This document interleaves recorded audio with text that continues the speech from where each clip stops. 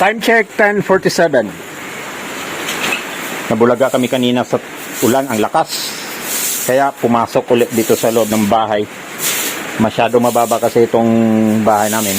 Kaya sa kunting pagulan lang yun, pumapasok na yung tubig. Hindi na kami makatulog ngayon. Buti pa yung iba na matataas. Nakakatulog silang na mahimbing. Bangungutin sana kayo. Bad ka, Papa. Sabihin nyo na lang na selfish ako. Mas gugustuhin ko pa na magiging El Nino kaysa sa magulan. Kasi ganito, kalbaryo sa akin. Napaka-kalbaryo sa akin. Hindi ka makakatulog. Pag malakas ang ulan, ayun! Hindi ka makatulog. So, hinihingi naman natin yung ulan. Ang mga magsasaka, naghihingi ng ulan, naghihingi ng tubig. Kaya ayun, binigay sa kanila. Samantala, dito sa akin, hindi ko kailangan to. Ayan, tingnan nyo. Buti na lang huminto ng ulan. Tama na yan, ulan. Tama na. Tama na. Sakto na yan. Friend naman tayo, hindi ba, ulan? Friend naman tayo, hindi ba? Sakto na yan. Ang dami-dami na yan. Kasi pumapasok yung tubig eh.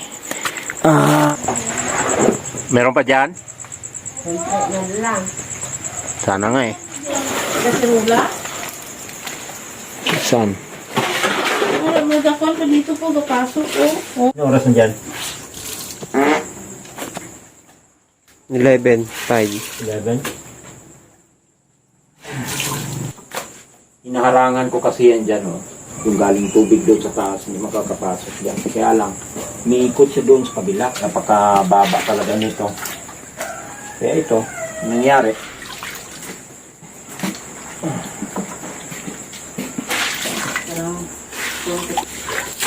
Yan ka.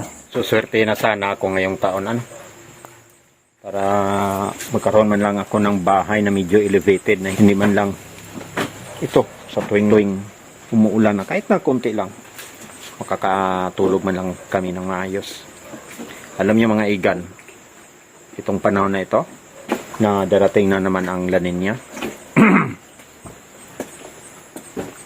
Hindi lang natin masabi kung ano ang magiging resulta, pero isa lang ang hinihingi ko, sana ngayong taon magkakaroon ako ng swerte in terms sa pera, financial. Yun lang hinihingi ko.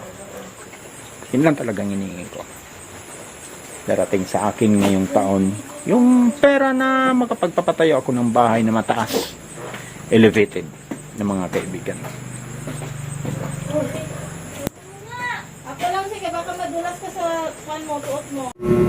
O ayan na, tinasa namin ang lahat ng gamit sa cutter para proteksyon lang natin yan. Baka sakasakali bigla namang bubuhos ang ulan. Ayan. May masalba pa tayong gamit na hindi nababasa. Bakit natin itong ating? Ayan. Ito na magiging system ngayon. Bawat pag-alis namin, lagay sa cutter, and then pagbalik, lapag ulit. Ganun na lang talaga ang mangyayari gawin natin. Isang band-aid solution ang ating gagawin.